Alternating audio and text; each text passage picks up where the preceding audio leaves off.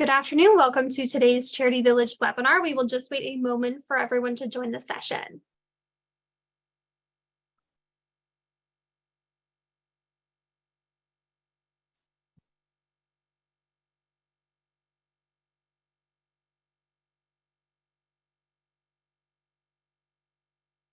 Okay, we will get started. Welcome to today's Charity Village webinar. My name is Mercedes Morab, and I'm the Marketing and Communications Specialist with Charity Village. As we are gathering here on a virtual platform, it is important to acknowledge that each of us is joining this webinar from the ancestral or unceded lands of the Inuit, Métis, and First Nation people. As a settler on this land, I'd like to acknowledge that I'm speaking to you from the traditional, ancestral, and unceded territory of the Anishinaabe, which includes the Ojibwe of Fort William First Nation.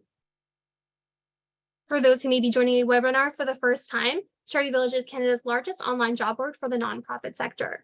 In addition to our online job board, organizations can also post volunteer positions. So if you're looking for work or to recruit talent in the sector, Charity Village is the place to start. We also have a ton of excellent resources for nonprofit professionals, including online courses, articles, fundraising tools, and free webinars like the one. If you happen to encounter any technical issues with the webinar, whether with viewing the presentation or with the audio, please let us know in the question box or by sending us an email. We will do our best to get any technical difficulties resolved as quickly as possible, but in a worst case scenario, please remember that we are recording today's webinar and we will send you the full recording by email tomorrow. So if you get called away or disconnected, you will still be able to view the full presentation. And with that, I'd like to welcome our webinar presenter, Jeff Urton. Okay, thank you very much for the warm welcome. I'm really honored to be with you today to share the expertise that I've learned and gained through my experience in as a nonprofit executive and as a coach, and to begin, or to continue this important conversation about resilience in our sector, individually and for organizations. I'm joining from the traditional unceded and stolen lands of the Esquimalt and Songhees nations. And, I really take leadership. It's important for me to take leadership from Indigenous people in our region who have stewarded this land since time immemorial.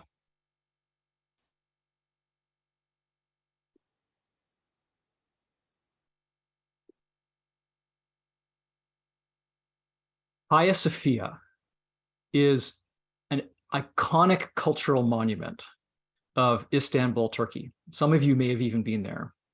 Now, this incredible structure was completed in the year 537. It was the world's largest cathedral for a millennium. And now from the floor, if you've been inside, you gaze up 182 feet to the ceiling of its dome, which is nearly the height of the Golden Gate Bridge. Sitting adjacent to the North Anatolian Fault, this resilient structure has withstood 1,500 years of earthquakes, some of which decimated the buildings of the surrounding city, and yet it stands. Here's the story. Wanting to create a magnificent place of worship, Roman Emperor Justinian summoned two of his top minds, a mathematician and an engineer, to design and build a structure of impossible vastness. He envisioned having a heavenly dome presiding above a great rectangular hall, which combined both traditional Roman and Christian places of worship. And this was the problem laid before the architects, because to place a circular dome upon a rectangular base had never been done. Logically, circular domes covered circular spaces like Rome's Pantheon.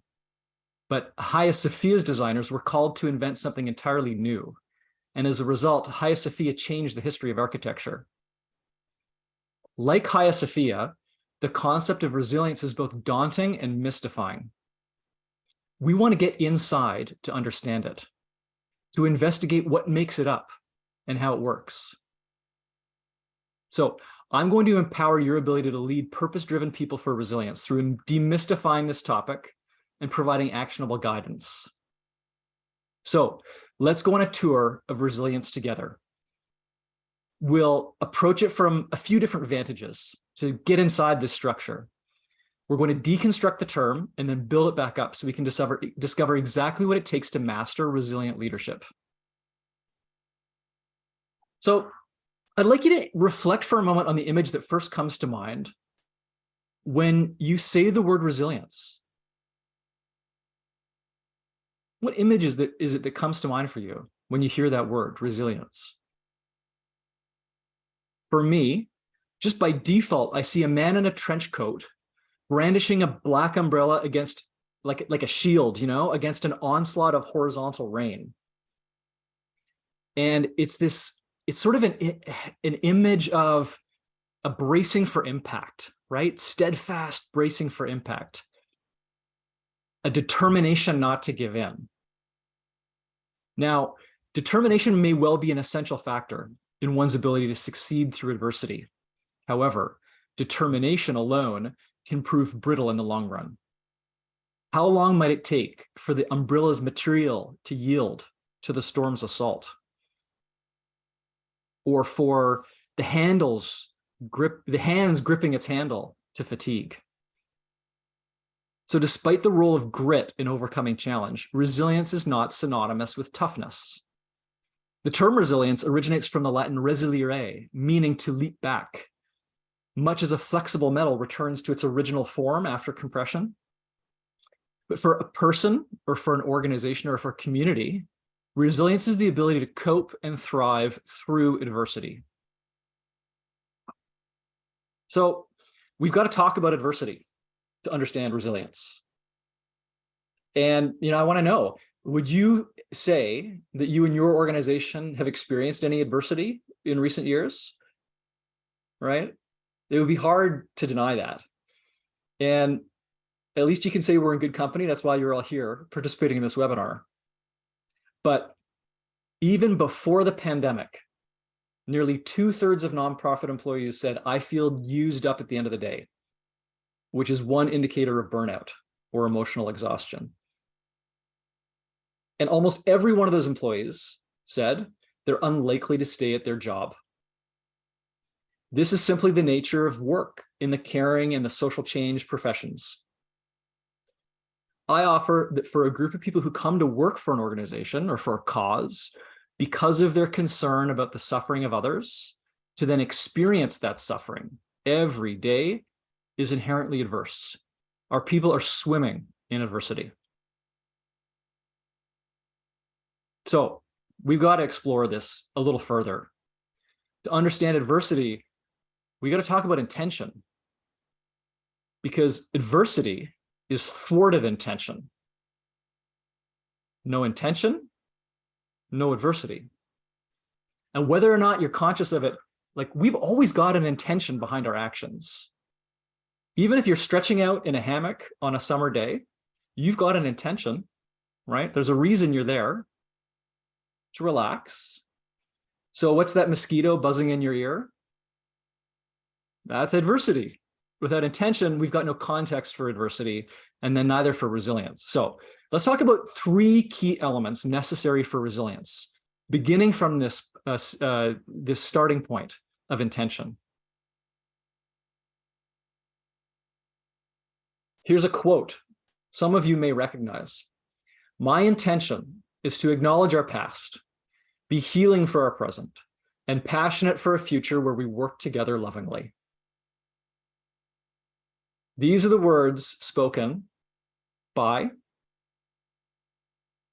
Lady Gaga in a tweet she sent out just before she sang the national anthem at the last presidential inauguration. Now she went on to say, I will sing to the hearts of all people who live on this land. This is intention. And I think she delivered. So intention is the primary element necessary for resilience. And to evoke it, you ask yourself, what is this really for?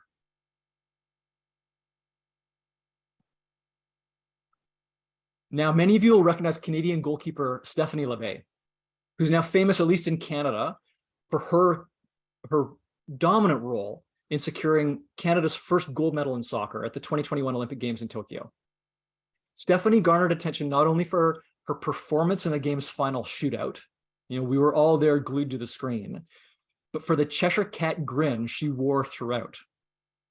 Was this psychological brinksmanship aimed at destabilizing her opponents as they teed up their shot? Perhaps. but it was also a purely authentic joy spilling out for all to see. Here was Stephanie on a global stage, and her natural radiance and boundless joy for this opportunity to perform at what she knows she's great at just can't help but spill out. But she even said she was in her happy place at this moment. But just weeks before, Stephanie was in excruciating pain from a chest injury she suffered through a collision she caused when leaving her net to challenge a Japanese opponent during their open match of the games. Oof, it's hard to watch. Having committed a penalty, she returned to the net because she had a job to do. She had to protect that goal in the face of a penalty shot from a Japanese attacker. And this was the incredible outcome. Stephanie's performance in that Olympics is unparalleled. Her save rate on penalty shots was around 50%, which is absolutely unheard of from a goalkeeper, of any gender at any level. But we got to think about what happened with Stephanie here. She picked herself back up with determination, got herself back in goal to make that save in that opening match. And then she was forced to leave the match due to her injury. Now, what a lot of people don't know is that over the course of the next week or so, before the sort of elimination rounds, Stephanie was forced to make multiple trips in and out of the hospital for assessment and treatment. And over that time, she was in excruciating pain. She missed at least one match, and she was dealing with significant physical and emotional and mental health strain as a result of that. What she revealed later was that over the days that led up to the final match, the gold medal match, she was so stimulated, she had difficulty regulating her emotions. She spent most of that time in her hotel room, not even able to join her team for breakfast in the hotel. And, but she realized she had a job to do. And so she actually spent most of that time in her hotel room attempting to meditate and regulate her emotions so that she could prepare for what was necessary to do for her to perform in that final match. That determination to see herself through an injury and to see herself through the emotional dysregulation of what she was experiencing took extraordinary determination. So to evoke that determination, you're going to ask yourself, what am I committed to no matter what? So let's return to Hagia Sophia. Now, Emperor Justinian's architects were tasked with constructing the impossible, a cathedral with an enormous dome. And this was, as I mentioned earlier, something that had never been done. These two individuals sat down and began to work out, how can we possibly create this? We have a leader here who has a completely unrealistic explanation based on some fantasy that they have, but we're dedicated to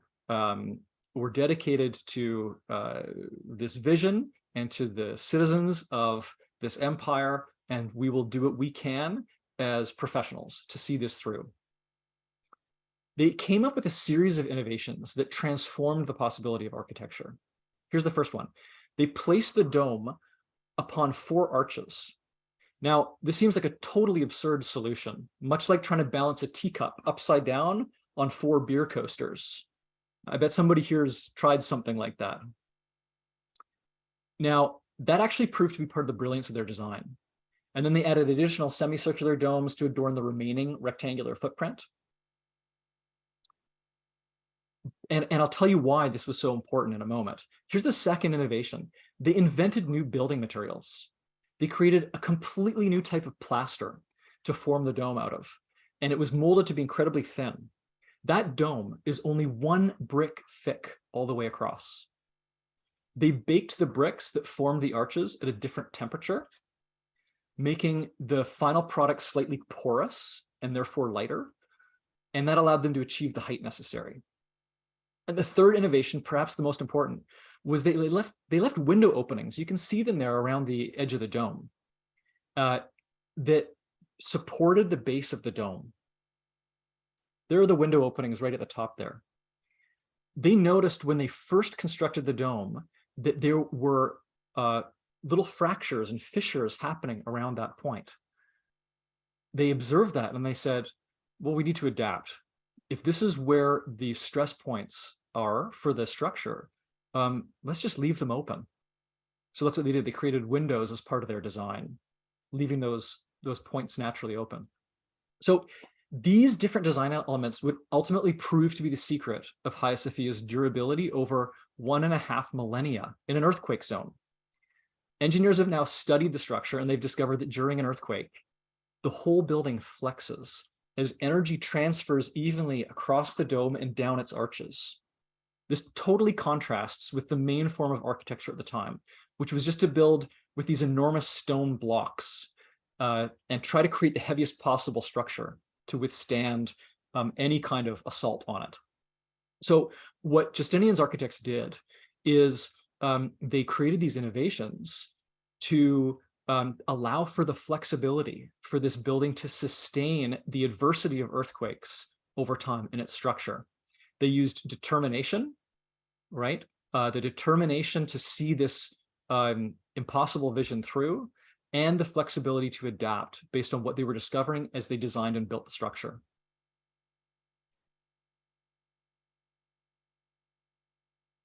So here's what you're going to do to evoke that kind of flexibility for yourselves and your organizations. You're going to ask yourself, where can I flex with my environment as adversity comes to you? So this is where we've gotten to so far. We're going to raise the dome with that intention, right?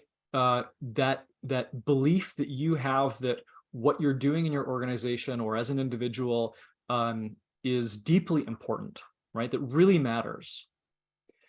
You're going to use bring determination to that mission, to that endeavor, and as adversity comes to you, you're going to look at where I can be flexible. Now, that determination and flexibility, probably seems like a bit of a paradox. How can I be single-mindedly determined towards one goal while also maintaining flexibility? We're going to come back to that.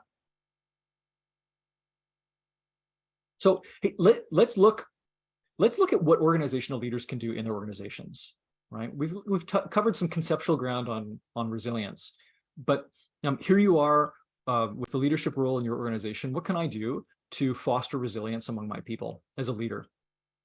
So let's look at the research on this. I mean, there have been organizational psychologists and other thought leaders in this area who've devoted an incredible amount of careful observation to organizations, both in the corporate sector and the nonprofit sector. Let's hear what they found.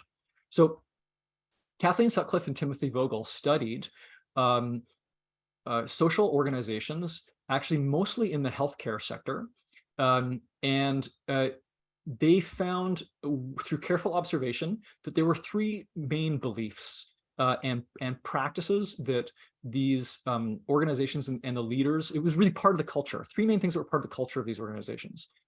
Resilient organizations believe they'll succeed. They learn voraciously, and they also activate collective wisdom. So what happened with these organizations, they found that were studying the most successful organizations through adversity.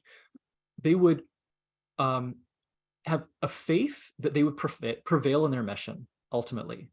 That they might take setbacks in the short run, but ultimately that they would prevail in their mission over time. And they would never give up on that, regardless of the circumstance. They would bring a learning mindset to their work, planning for the best while preparing for the worst, and not relying too heavily on past success to predict future outcomes. So they wouldn't rest on their laurels when they had successful times. They would apply the intellectual resources and the financial resources that they had gained to planning for how to become even more resilient over time, preparing for the next challenge they would face. And these organizations and the people in leadership roles, and they simply love learning. They're relentlessly seeking feedback and applying it in the desire to improve, like really proactively finding out what's working for us, what's not, what are we doing a great job at, where do we need to improve? So now organizations, though, are not just these sort of amorphous structures, right? Inanimate objects. Organizations are people. An organization is a community of people coming together for a purpose. And so let's talk about these people. Dr. Amy Shesnewski has articulated 3 orientations that people have towards their work. So you can have an orientation to your work where you see it as a job. It is something that you do that's, perfunctory. It's how I earn a wage. I don't mind doing it, but it's practical. This is a practical thing as I come and I do my job. A second orientation is that you might see it as a career where it has an element of being more about your own personal ambitions, what you're trying to create for your life in your own leadership, your own view of success, and what that means for what you can provide for others around you. That's a career orientation to your work. Or third, you might have a calling orientation. And this is where you see, this goes much beyond this being a job or a career. This is my calling in life. This is my reason to be. And, any one of us can go through life having work, engaging in work, whether that's paid work or volunteer work, engaging in work to which we have one of these 3 orientations. It's not like for your whole life, you're just a job person. You may go through these phases over the course of your life based on the kind of work you're doing, based on what you're inspired by, and based on what practically you need to do in the moment. It's also important to note that among these three people who have these 3 orientations, there's no sort of scale of better to worse here. People can be, depending on their circumstance and their view of their work, they can be just as happy in a job or in a calling-oriented type of work. But we know in nonprofit that the people who have the extraordinary kinds of commitment that come from calling-oriented work are common in our sector. And this creates some risk. So let's look at what motivates commitment to work, right? This has been studied extensively by 2 thought leaders, Drs. Natalie Allen and John Meyer from Western University here in Canada. And what they discovered is that there are 3 different kinds of commitment that people may have towards their work. They may have an affective commitment, which really relates to your affinity, your natural affinity or passion for the work. That could be for the reason behind the work, the why behind what you're doing, why you're doing what you do, or it could be about the enjoyment of the task itself. This is something like, I really feel like I'm made to do this. That's affective commitment. People also may have normative commitment, which is more about their obligation to the work. So I continue to stay in my job because I have a feeling of duty towards my employer, towards my coworkers, or towards the cause that I'm here for. People might have a third kind of commitment to their work, which is called continuance commitment, which is really just about their fear of leaving. I continue doing this job because I don't know what else I would do. I don't know what else I'm qualified for. I'm worried that if I left, circumstances could be even worse. And so I stay. So naturally, we as individuals want this, and we want it for our people too, is we want people to have effective commitment for their work. And we see this over time where people may develop cynicism over time. stick around even though they don't believe that they're really making the difference that they thought they were going to. And they stick around out of a normative commitment, like, oh, I feel like I need to continue pulling together for the team here, or out of a continuance commitment, which is the weakest type of commitment. I need to stay because I really don't know what else I could do. And so we may go through these kinds of patterns and phases over the course of our careers as well. And we all know of someone, we may have even experienced this ourselves, who has quit but just won't leave. Now, that's someone who is experiencing continuous commitment, maybe some normative commitment, but they are phoning it in and are staying only for the sort of face value of their job, but their heart really isn't there, and their performance likely isn't there either. So this effective commitment, it is really a kind of intrinsic motivation. I think it's something that our people come to us with in the nonprofit sector, and so we want to retain that as much as we can, right? And we want to retain it not only for the stability of our workforce, which is a top priority right now, particularly, but we also want to retain it for their own well-being.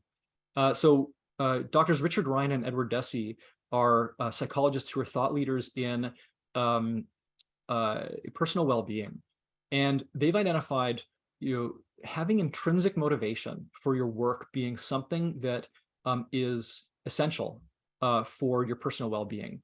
And they've identified 3 different components. Now, this is not new work. They did this work decades ago, but it is so foundational that is very frequently cited and referenced and used theory of it's called self-determination theory, a theory upon which a lot of organizational psychology is based. So what Ryan and Deci found, what they proposed, and which has been now documented extensively in research, is that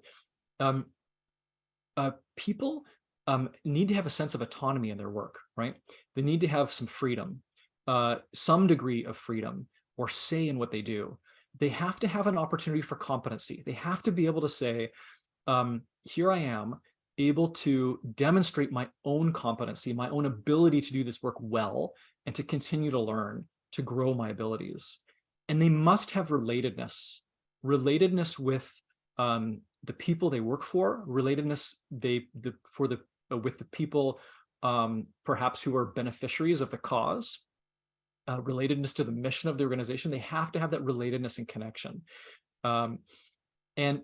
It's fascinating. People who have report having these needs met, they have fewer health complaints, higher positive affect toward their job. They've got better well-being overall, and particularly in nonprofits, right, where we know that people have higher rates of burnout. And this is what it sounds like when you or the people who you lead have these needs met. When they have autonomy, they can say, I have influence on this. Maybe not total control. It's not anarchy, but I have some influence on this. My say matters here. My say matters in the day-to-day of how I do my job, and my say matters in where we're going as an organization. When their needs for competency are met, they're able to say, I'm capable of this. Like, I feel confident in my ability to do my job. And I have the ability to learn and grow as an individual. I'm given opportunities for increased training to improve my skills.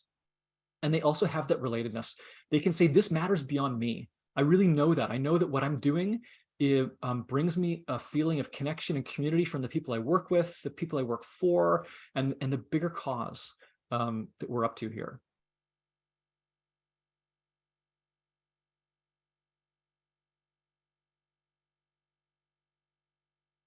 So we're going to drill down into these a little bit more. And I think this is really key, this idea of fostering this intrinsic motivation to meet people's psychological needs in our work. And I mentioned this before, we have this scenario where we have people who come to this kind of work, calling-oriented work, because they have a personal passion for it. It's not just a job to them, many of these people. This is a personal passion for them. They come to this work. Now, that should give them natural resilience, right? It should give them that feeling, that effective commitment towards their work. And I think it does initially. But what I think happens is that over time, their psychological needs get eroded. And I personally believe, we've taken, maybe we've even taken advantage of that intrinsic motivation or that effective commitment for too long. And now we're having trouble. We're really struggling retaining people because that sort of shoestring is getting really tight and threatening to break if we don't ensure that we're doing what we can to meet our people's full psychological needs. So fortunately, there are people who've researched this extensively. Dr. Kira Shabram is a researcher at the University of Washington who's studied culture and job commitment in the nonprofit sector extensively. And, this is, I think, a poignant quote from her. When employees do not feel trusted by their employee, this promotes employee cynicism, and it leads to diminished employee contributions. So that aspect, here's where autonomy comes in, where you say to your people, I trust you to be a part of deciding where we're going here as an organization. I trust you to be a part of deciding what's the best way for you to do your job so that you have some influence and input into how you spend your day. That communicates trust when we say that to our people. Here's what Dr. Ruth Simmons has to say on autonomy. She's past president of Brown University. Again, it focuses on, I feel it focuses on trust.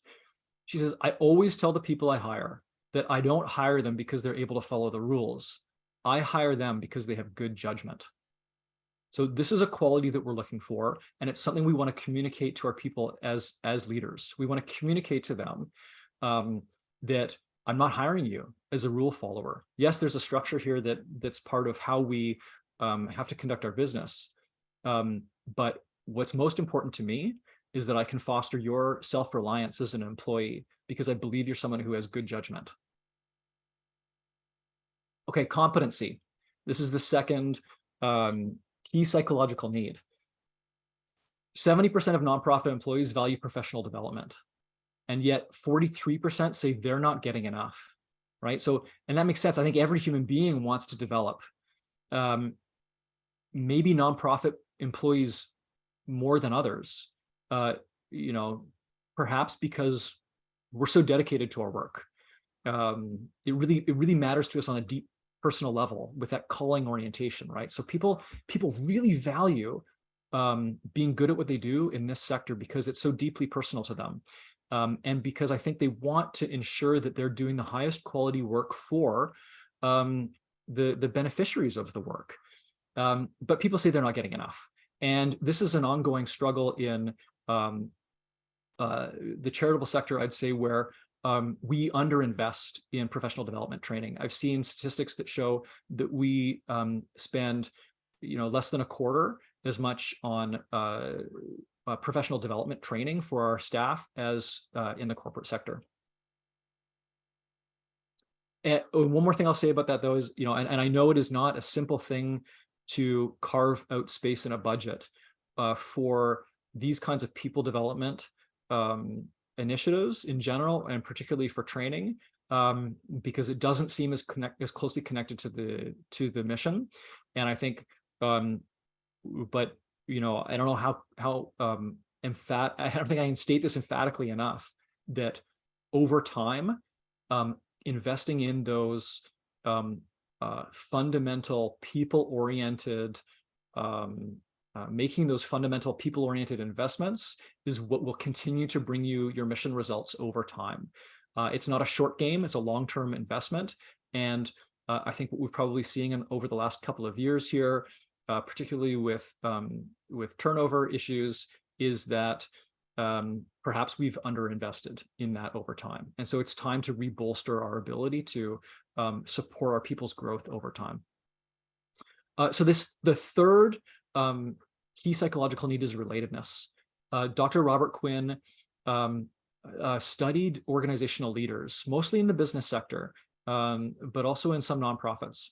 And he found this about different management styles. He found that the managers who inspire collaboration towards a meaningful collective goal deliver the best results in their organizational effectiveness and financial performance. Now, when I read this study, I was actually really surprised because, and this is not new work either, this has been around for a while, the authoritarian managers kind of ruled by the letter of the law, they were not as effective, even in financial performance, in for-profit businesses.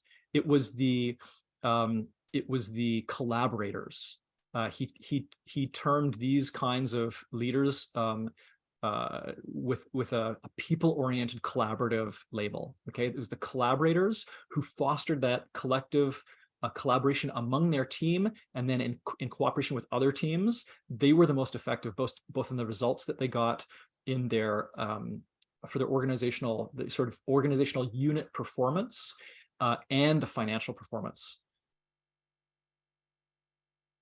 So here's some recommendations that I think come naturally from all of this information, all of this thought leadership and experience that we see on ensuring that our calling-oriented, effectively committed employees maintain that connection to the organization, and maintain good mental health. I think when I look at this, I think it points to two key types of management skills. Again, these are not new disciplines, but I think there's incredible wisdom in seeing how these types of management can be brought to bear for the benefit of our organizations and for the well-being of our people, to ensure that their psychological needs are met, to make sure they've got autonomy, competency, and relatedness in their work. And there's research on this. I'll share there's research on this that demonstrates that managers and leaders in organizations who apply these management styles have lower turnover, better results, and they have people demonstrated impacts on people, their employees, having better well-being, right? Less absenteeism in their work, and lower emotional exhaustion and burnout, and better retention. So the first is results-based management. I think we've got to set aside our desire to micromanage and control every possible way in which a job is done. And we need to take a step back and to say that, our job here as a leader in an organization is to create a shared vision that inspires everyone, to then define exactly what that success looks like. How are we going to measure our results here? And then relentlessly gather feedback and measure our outcomes before finally, and we miss this a lot, particularly in our sector, celebrating the difference that we've made together. This is an incredibly important thing for culture. And I think it's something that we often step over in our sector because we're so busy fretting over what's next. And, I don't mean to be dismissive there, because there is always another kind of critical, crucial, mission-oriented service or program to deliver next. But we need to make sure that we're actually allowing ourselves to enjoy and celebrate victories in our movement. So results-based management, you're focused on the results, you're focused on the outcomes, but you're not in there with your hands on the process every day. You are trusting your employees and giving them the autonomy to do that themselves. Here's one of the ways you do that. I think the way to do this on a day-to-day basis is participative management. So you are developing your people as decision makers. We have as a manager, and particularly when I was a new manager, I experienced this. We become addicted to making decisions. It's so tantalizing, right? Someone comes to you, you get to solve their problem. We get a dopamine hit from that. And they go off and they do whatever they said you would do. And then guess what happens next? They come back to you again, and they come back to you again, and you wonder why you're not getting any of your own work done. we've got to develop our people as decision makers. And so that means bringing a coaching approach to your management. It means not answering questions or solving problems for them. It means when they bring a problem to you, your expectation is to ask them what their solution is. What's your solution? What would you like to do? Or, are there options that you've considered already? And to coach them through making their own decision. It's very difficult to withhold jumping on the answer that you think is the right way to go. And you may even have to let your people make some mistakes if they make choices that are sort of within a safe range that may be different from what you make. And I'll say that in my own experience, I have been humbled by my own arrogance in seeing the wisdom that comes from my people when they make decisions that are different from what I have made. And those are some of my proudest moments, actually, where I provided that latitude for an employee to do something completely different from what I would have done. And it was, an outrageous success beyond what I would have done. So that takes a collective intelligence, really, I think, is having a mindset that what you're doing in your work as an organizational leader is bringing to bear or kind of bringing out the collective intelligence that you have on your team. Now, when it comes to change, now look, we're in a constant state of change. That's not going away. Your ability to engage in strong change leadership relies, I think, primarily on one key thing, which is leading change initiatives from the ground up rather than from the top down. That doesn't mean you're going to do extensive consultations on every new practice that you're going to do, but you are having a conversation. I think every single one of these change initiatives has got to start with a conversation so that people have an opportunity for that input, and so that people begin to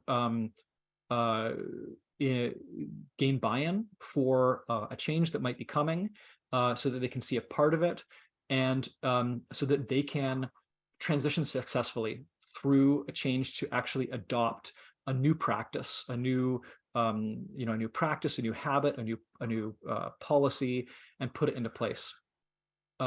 Change is inherently emotional, and we need to see change.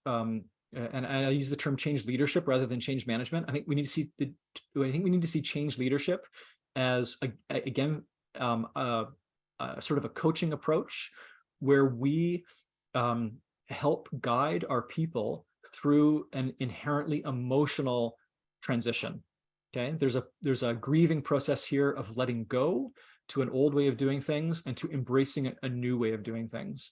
And it's our job as leaders to engage them early, engage our people early, so that they can have a say and have buy-in into those change initiatives, and also for the substance of the feedback that they have to say, because again, activating that collective wisdom, we really want to hear what they are doing. The people who are, frontline delivers of our services, we really want to hear what their view is, because without that perspective, the change that we're going to implement is not likely to be practical. So results-based management and participative management, I think, are the solution to developing those three key facets necessary for every human being's psychological well-being, right? Developing their autonomy, their opportunity for competence, and their relatedness to others around them and to the reason that they do their work. So let's go back to the individual resilience, okay? You're going to ask yourself, what is this really for to activate your intention? You're going to ask yourself, what am I committed to no matter what to bring your determination? And you're also going to ask yourself, where can I flex with my environment to bring that flexibility and adaptability into your work? And as we, again, kind of raise that dome with the determination towards the outcome that we want to see, while also maintaining flexibility, we have to acknowledge that we're engaging in a dance. Because this idea of resilience, it's not this fixed thing. You either have it or you don't. It's a practice that we have to engage in moment to moment. Thank you. Really appreciate your attention and participation. And I'm looking forward to hearing questions from everyone as we go. And you're welcome to get in touch with me for further guidance or coaching, and to have a look at our offerings at Summit Academy. Thank you, Jeff. Let's jump into the Q&A. So first question, what are the first steps a nonprofit organization should take to develop leadership and resiliency in their team? What are the first steps you should take? That's an excellent question. I think you'd have to look at where you're at right now, and take the temperature of where we're sort of at as an organization, as a team. Are we thriving right now? Are we struggling right now? It will depend on the situation that you're in. You might need to do some small realignment with your culture, or you might need an overhaul. But I think the first thing to do is to engage in a conversation with your people, to find out, to take the temperature, find out where we're at, and that you're doing that both for the substance of your the kind of fact finding of what's working for people and what's not, and you're also doing it for the opportunity that people have to feel engaged and establish that relatedness with you. I'll say this is, like, as organizational leaders, we need to stop pretending that we have all the answers. They know that we don't. They can tell. They know we're faking it a lot of the time, especially over the last few years, right? Like, we all had to put on a brave face, but we had no idea, right? Things were changing hourly at times. And so we need to give up that facade of knowing it all and having all the answers, and demonstrate some humility and say, look, here's the situation. We all know what we're in.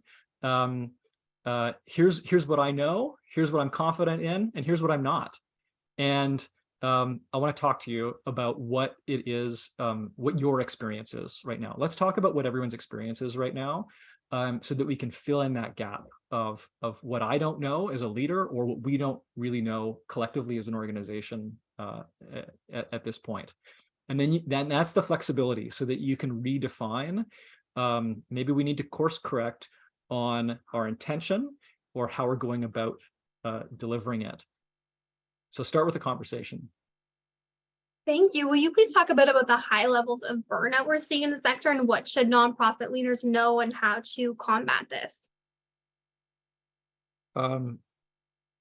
Yes. So the burnout is it's upsetting, actually, is the truth, right? Because I said already, we have people who are so deeply devoted to their work, and for them to be experiencing the suffering of others on a daily basis, that's inherent adversity. So now when we see a burnout and emotional exhaustion happening among our people, what that means is that they're not coping. They're certainly not thriving. They're not coping themselves. And if it is getting worse, I don't think it's a new problem. I think if it is getting worse, then again, we need to go back to those psychological needs of our people. These are by and large people who are not slackers. They come to work and they work hard for this mission because it matters deeply to them. But that's the question I ask myself as leaders: how do we improve? How do we help meet the psychological needs of our people? And I go back to this. This is the evidence-based principles of ensuring that they have autonomy, competent ability to demonstrate their competency, and relatedness. And you want to look at what's missing, right? So you may have some of those needs met for people, but you want to look at, like, where are we strong at and where are we weak at? And you will find, oh, you know what? This is the spot that's missing. This is the one of those three that we're weak in, and let's get to work on that. And it is not a short-term fix, and it is not self-care is important, and people have a responsibility to for their own well-being. I think the resilience of our people is a joint 50-50 responsibility between our employees and ourselves. So they have their own responsibility for taking care of their own well-being, and encouraging people to meditate or to do yoga is also not the answer, right? That is not saying it's a bad thing. I do those things. They're like really important in my own well-being.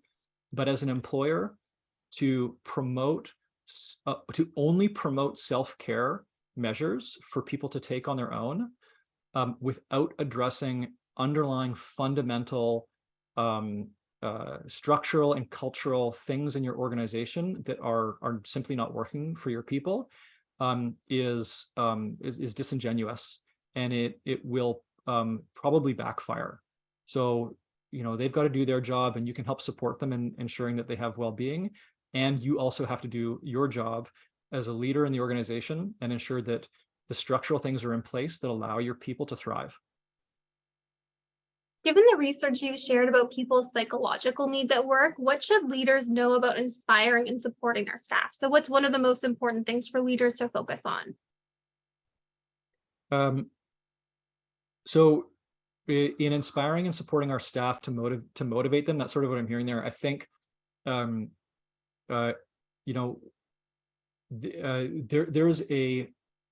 we can do a lot of talking. I certainly have myself in talking about what I think is inspirational.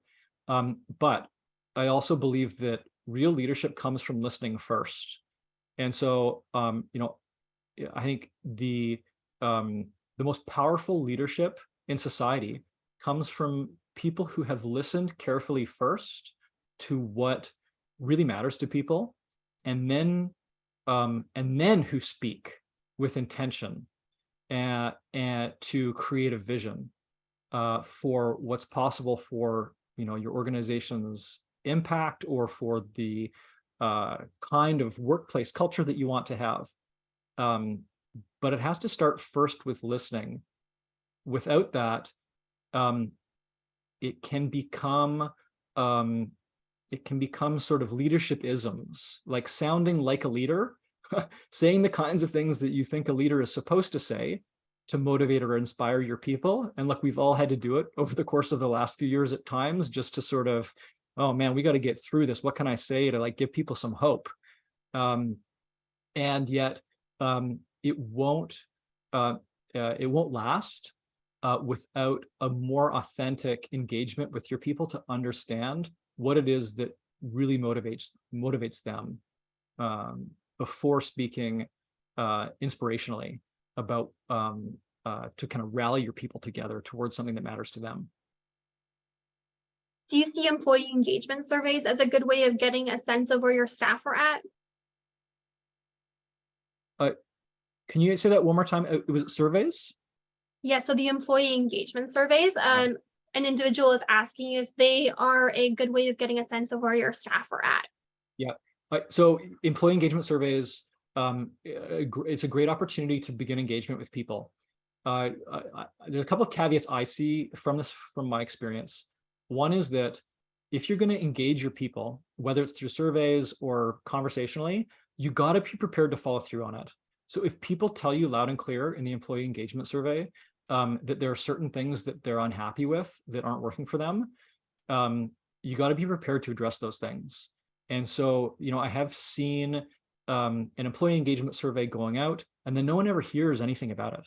No one hears the results. So if you're going to offer that opportunity to people to sort of extend an olive branch towards creating greater autonomy for their people, or greater involvement in the organization, you're going to ask them how they're doing, and you don't get back to them, you don't do anything with it, you're eroding that trust, right? It's gonna damage things further. So you have to be prepared to be transparent with the results, to share with people, look, this is what people said, and to follow through. And now that doesn't necessarily mean that you're going to address every complaint that was listed in there to the satisfaction of the person who raised the issue, but it does mean that you are listening to the you're taking the temperature, right? You're listening to what people had to say, and where there are either where there are sort of acute issues, like significant issues that, there could be something with a legal implication. If you hear about a harassment issue, and they're like, that's 100% got to be addressed, any acute kind of issue like that. And you're also listening to the overall cultural information that's getting communicated, and you're gonna act on that. You're gonna say, like, look, our people are saying, they're screaming for more training because they feel unprepared for their work, or then you got to listen to that and be prepared to take some steps towards that. It might not be 100% of what people would like, but you're going to take some steps towards that, and you're getting back to people and you're letting them know, here's what we're doing. We've listened. This is what people had to say, and here's our plan. What can nonprofit leaders do to encourage better staff retention in their organizations? What can nonprofit leaders do to encourage better staff retention? Retention, yeah. Again, I think it's meeting your people's, doing what you can to meet your people's emotional, psychological needs, and that the retention piece, like I said it earlier, is, I think we've relied for too long on the passion power, because people come to us because they may have that kind of calling orientation to their work. Like, this is my reason for living. This is what I'm all about. I got to make a difference for this community. This is why I'm here. And we've relied on that without attending to the other psychological needs of our people. So it's, building opportunity for autonomy, so people have a say in what they do. Taking a coaching approach as a leader, and coaching your people rather than micromanaging them. It's developing their opportunities for competency, to demonstrate that they're good at their work, to feel confident in what they do, and to grow their skills, and then to have a connection and a relatedness among their people. Thank you very much, Jeff, for such a great presentation. Do you happen to have any final comments before we sign off today? Well, hey, thank you to everyone who's here, and I think it's important for me just to share my admiration for everyone here and what you do. You are making a difference. I know there's some days that it doesn't feel that way, and the fact that you're contributing to your own competence by coming to a session like this and fostering your ability to improve as a leader in your work is really admirable. So thank you for spending the time. Thank you, Jeff. I would like to remind everyone that you will receive a follow-up email tomorrow with a link to the webinar recording and the resources mentioned during the session. Please feel free to share this link with your colleagues. The email will also include a survey link, which you can fill out with your feedback on today's webinar. You should see a survey link pop up right here in Zoom following the session as well. On behalf of Charity Village, thank you so much for joining us today, and I wish you all a wonderful rest of your day. Thank you.